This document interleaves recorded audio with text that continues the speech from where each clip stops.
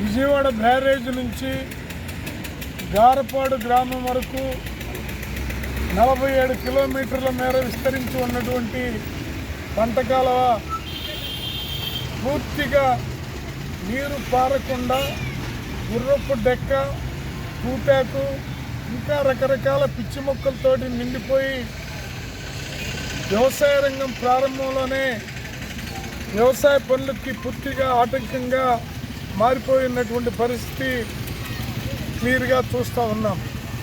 ఈ రోజున ఈ ప్రభుత్వం 1,30,00,000 దీనికి ఈ సంవత్సరం, గతంలో 1,20,00,000 కేటాయించినప్పటికీ శాశ్వత పరిష్కారం మాత్రం ఈ సమస్యకు సంబంధించి జరగటం లేదు.